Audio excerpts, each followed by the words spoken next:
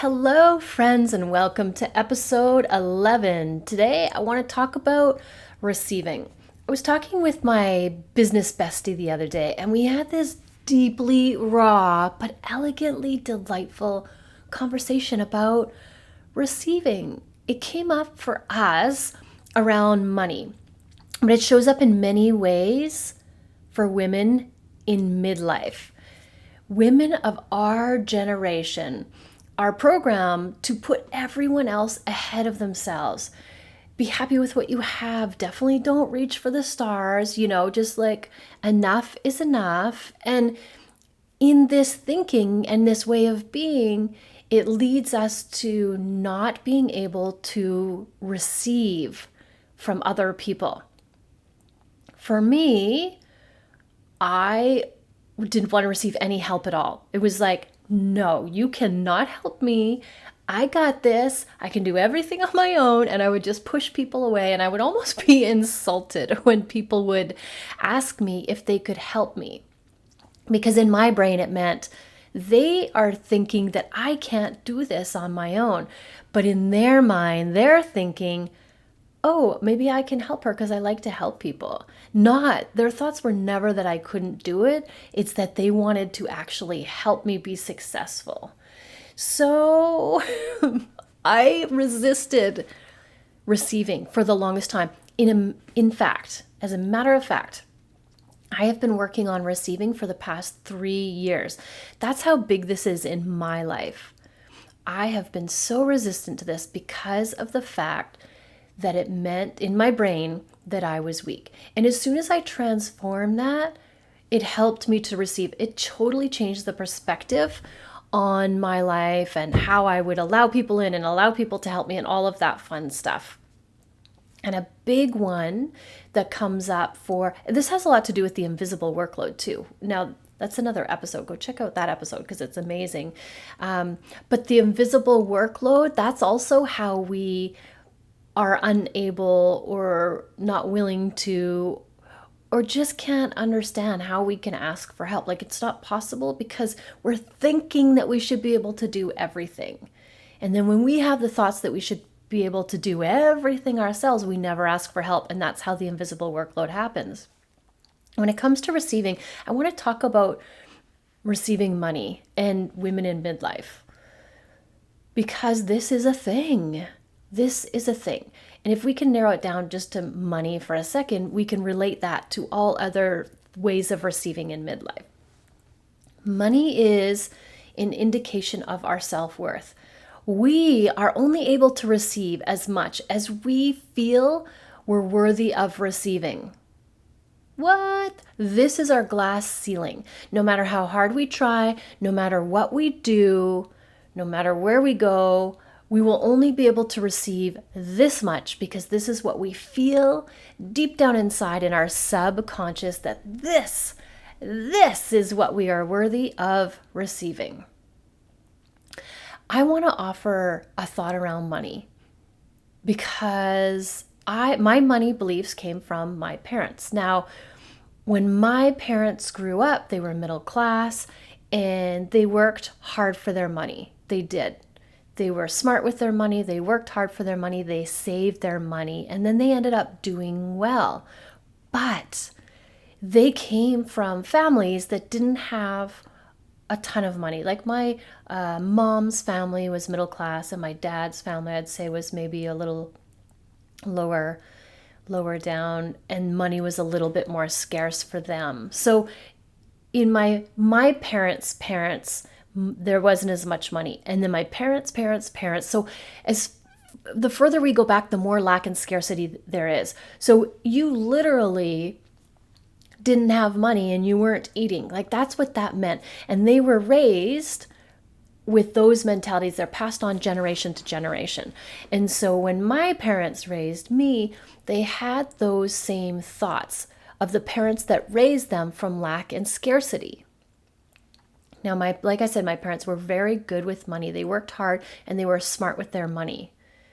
But they still had those thoughts around, you have to work hard for your money. Like that's the old school thought. You have to work hard for your money. My dad was a plumber and he worked all his career as a plumber and he worked very hard. And so you have to work hard for your money is who he is. It's part of how he thinks of himself as a human being. And my mom was very smart with her money. She is a math whiz, like that's her jam. So she earned her money and was very smart with her money. And they put their money together, but they were both earning money. Now, but they both had the similar mindset is you got to be careful with your money. You have to save your money. You have to hold on to your money.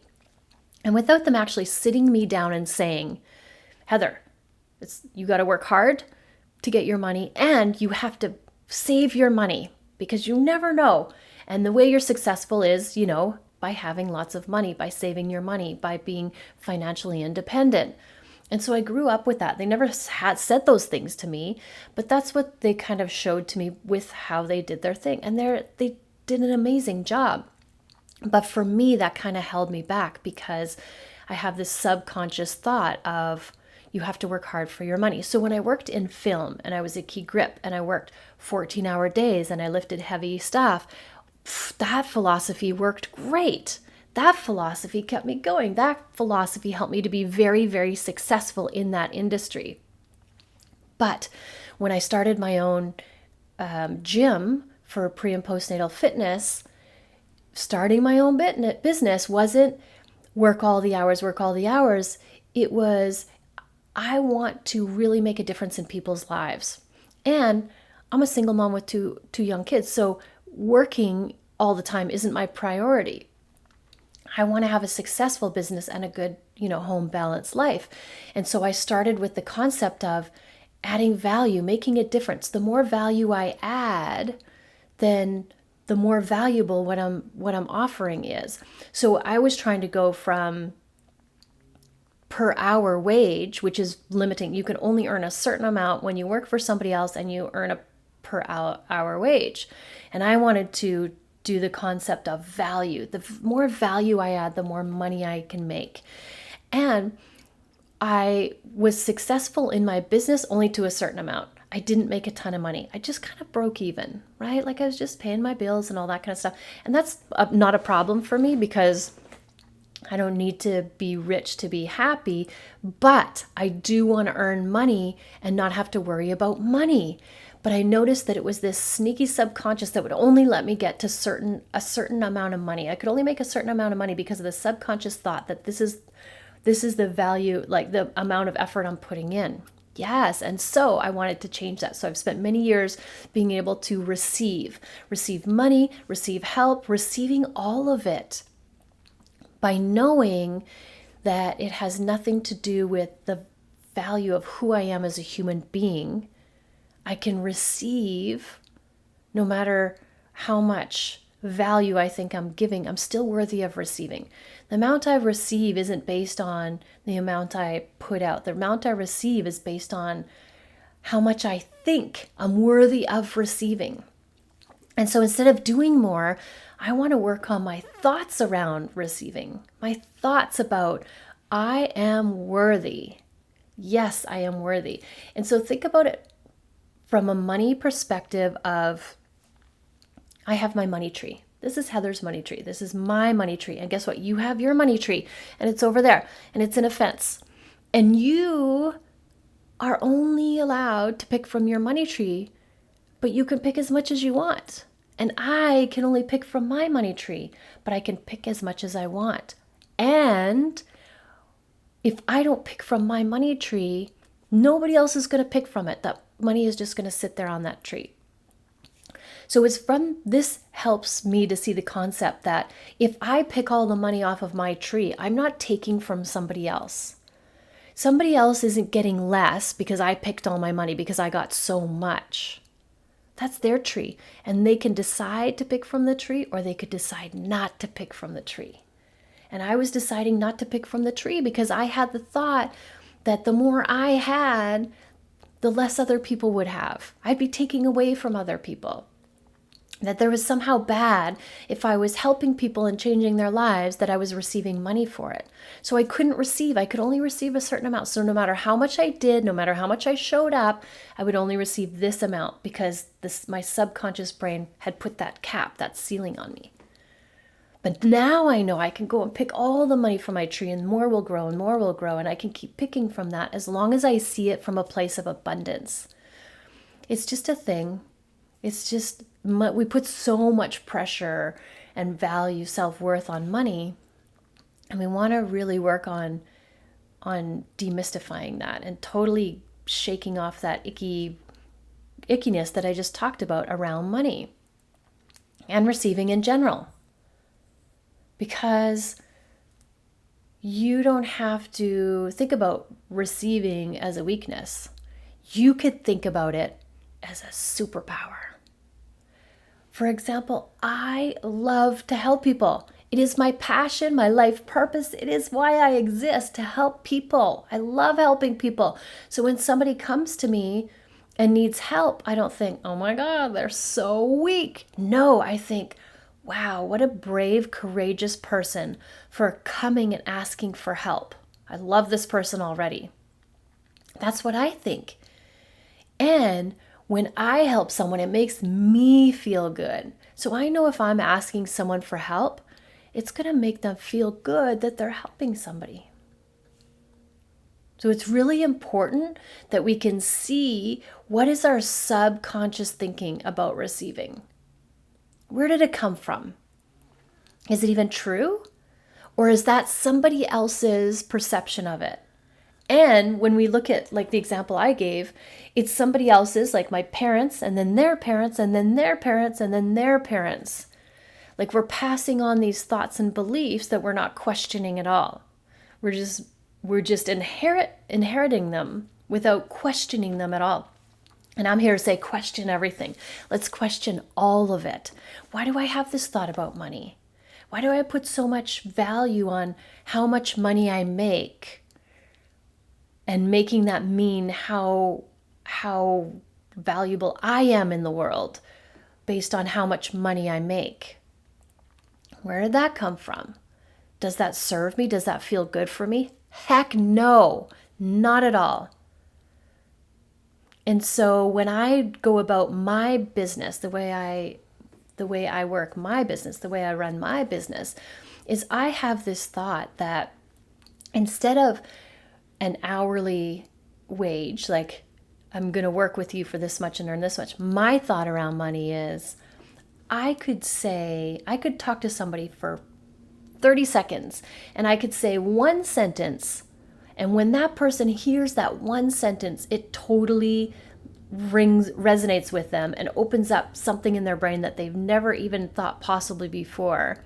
And it totally and completely changes their life with that one sentence, with 30 seconds, just being with me for 30 seconds. And that's the value that I'm adding. Not a certain amount of hours, not you got to work hard for your money, you got to put in the hours, so it's a great work ethic, of course, 100%. But my philosophy is the value that I add.